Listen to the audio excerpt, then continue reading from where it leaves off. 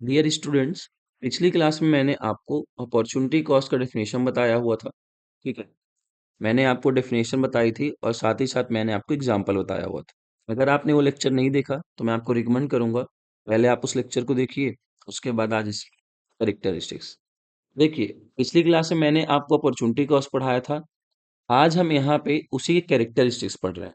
ठीक है, ये इंपॉर्टेंट क्वेश्चन है, आपके बोर्ड एग्जाम में पूछता है कि अपॉर्चुनिटी कॉस्ट की पहले डेफिनेशन पूछेगा और फिर इसकी कैरेक्टरिस्टिक्स पूछता है। ठीक है ना? तो आपको डेफिनेशन के साथ साथ कैरेक्टरिस्टिक्स भी याद करना है। सबसे पहला देखो है रिलेटिव कॉन्सेप्ट है, यानी कि ये एक कैसा कॉन्सेप्ट होता है, रिलेटिव संबंधित है।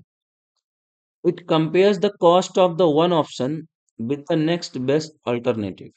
सिंपल सा मतलब है, अगर आपके पास दो ऑप्शन है, पहला ऑप्शन अवेलेबल है और दूसरा ऑप्शन अवेलेबल है, आप क्या करते हो, दोनों की कॉस्ट को कंपेयर करते हो।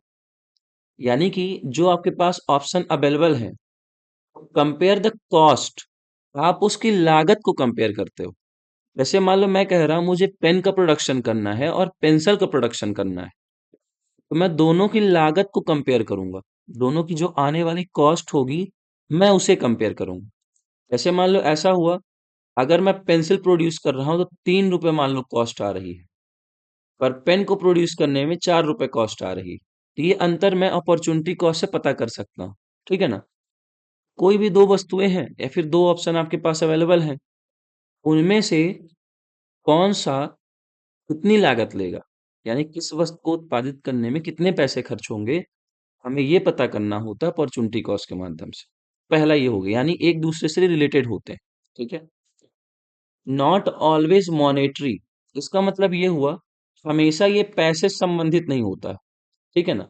Not always monetary, it can be in terms of time. Opportunity cost समय पर भी आधारित हो सकता है, यूटिलिटी, ठीक है ना, यूटिलिटी पर भी आधारित हो सकता है, यानी कि उपयोगिता पर आधारित हो सकता है, और सेटिस्फैक्शन और संतुष्टि पर भी आधारित हो सकता है। नॉट जस्ट मनी, सिर्फ पैसे से संबंधित ये नहीं होता है। ठीक है ना? यानी कि इसका जो संबंध है वो समय से भी हो सकता है, उपयोगिता से भी हो सकता है और सेटिस्फैक्शन से भी हो सकता है। ऐसे मान लो कभी कभी ऐसा होता है कि आप खाना खा रहे हो, दो तरीके की सब्जी बनी हुई है, ठीक है ना? तो आपको ये समझ में आया कि हाँ, जो ये सपोज करो भिंडी की सब्जी बनी हुई और एक तरफ करेले की, ऑब्वियस सी बात है भिंडी अच्छी रहेगी, करेला वैसे भी किसी को नहीं अच्छा लगता है। ठीक है, तो आप यहाँ पे सिर्फ पैसे से कंपेयर नहीं करते, फिर ये चीजें जो हैं वो सिर्फ पैसे से संबंधित नहीं होती, या फिर पैसे के रूप में हमेशा नहीं हो सकती, ये संतुष्टि के रूप में हो सकती है, सेटिस्फेक्शन के रूप में हो सकती है। यानी कि अगर मान लो भिंडी की सब्जी मैं खा रहा, मुझे ज्यादा अच्छा लग रहा है तो मैं सेटिस्फाइड हूँ।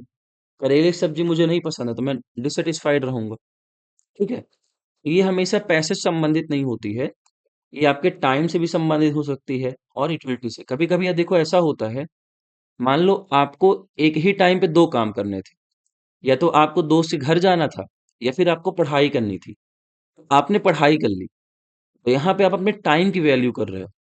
आप हमेशा यहाँ पैसे से मॉनेटरी टर्म जो होती है, यानी कि जो अपॉर्चुनिटी कॉस्ट है, वो हमेशा पैसे से संबंधित नहीं होता है, ये आपका समय और उपयोगिता और साथ ही साथ संतुष्टि से भी संबंधित होता है। ठीक है, थर्ड देखो है बेस्ड ऑन चॉइस है, ये हमारी चॉइस पर आधारित होता है। जैसे मैंने कैरेक्टरिस्टिक्स में बताया हुआ था कि आपके पास कई ऑप्शन अवेलेबल होते हैं, उसमें से आप बेस्ट ऑप्शन चूज करते हो, तो आपकी चॉइस को दिखाता है।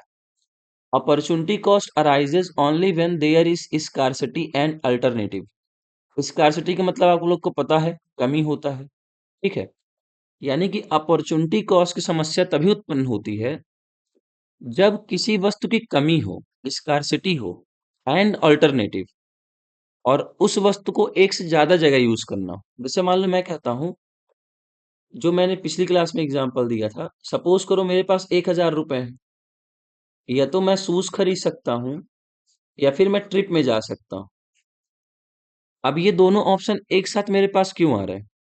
क्योंकि मेरे पास एक ही 1,000 रुपए है, मेरे पास पैसों की कमी है, स्कार्सिटी है, तो मैंने डिसाइड किया कि मैं शूज खरीद लेता हूँ। ठीक है ना?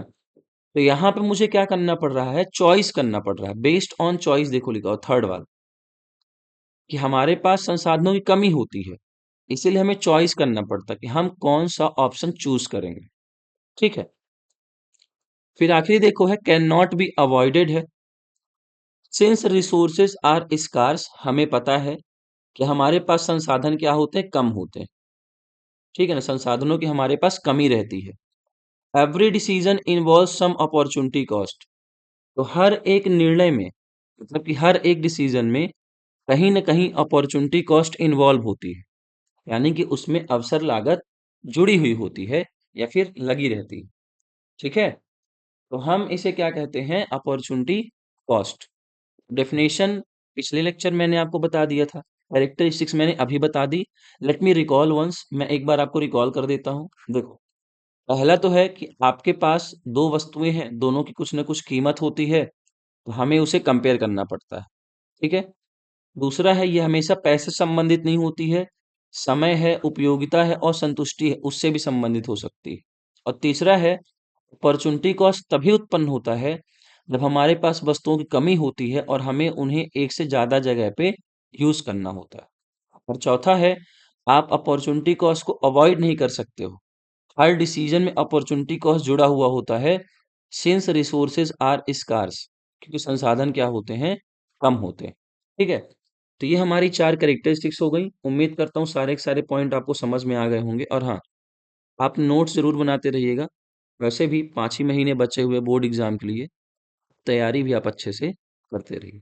चलिए मिलेंगे नेक्स्ट लेक्चर में, जहाँ पे मैं आपको अपॉर्चुनिटी कॉस्ट का एडवांटेज और डिसएडवांटेज बताऊंगा।